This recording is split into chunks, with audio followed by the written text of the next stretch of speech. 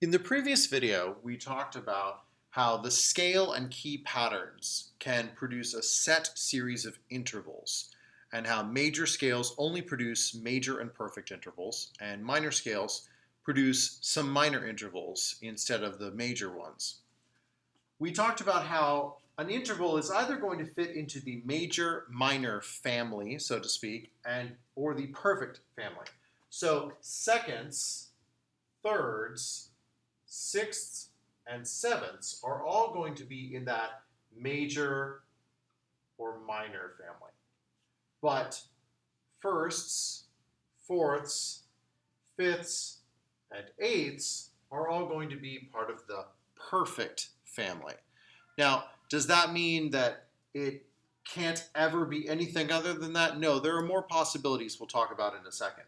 But there's nothing that I can do to a major or minor interval to turn it into a perfect interval. There's nothing that I can do to a perfect interval to turn it into a major or minor interval. It's important to keep that in mind. Now, if I increase the size of these intervals, or if I decrease the size of these intervals, I get something else. So if I'm in bass clef here, an A to a C,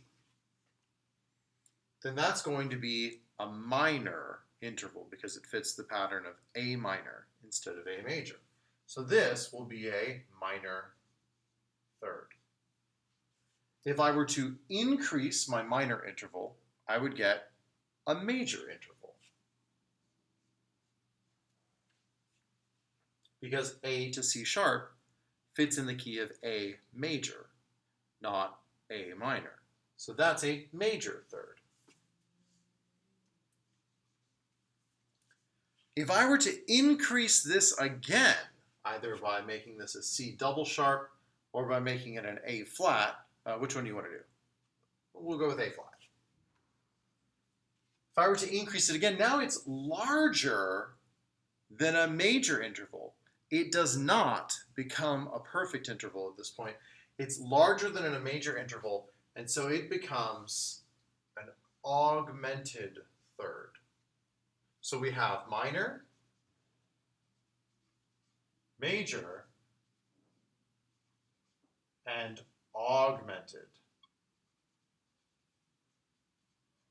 Spelled with a capital A, just like the major was with a capital M. So that gets larger and larger. If I were to get smaller than the minor, so I'll go back to my minor again. If I were to get smaller again than that by, let's say, putting a sharp on my A here, smaller than minor is diminished.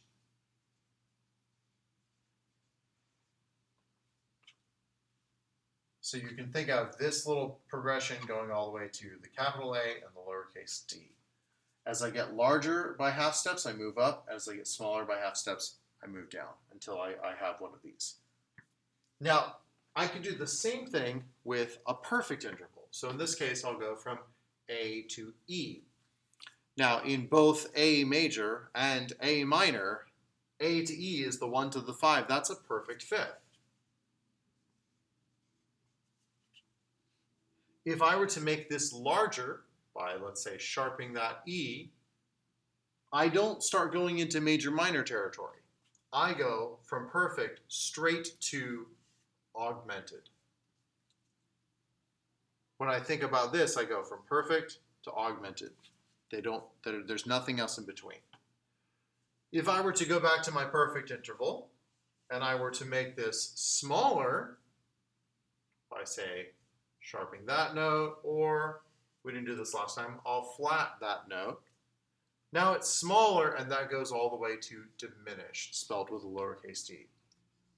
So my groupings are either major, which can then go a half step larger to augmented, a half step smaller to minor, minor that can go a half step larger to major, or half step smaller to diminished. That's one group for my seconds, thirds, sixths, and sevenths. And the other group is my perfects, my firsts, fourths, fifths, and eighths. So they have perfect increases by a half step to become augmented, decreases by a half step to become diminished. And it's important to note that it's all based on how this interval is written, because we can get a sound that can be written many, many different ways. So we're not necessarily analyzing the sound, we're analyzing how it's written. Because as we've discussed in some previous lessons, how it's written often tells us more about how it functions in the context of the music than simply how it sounds out of that context.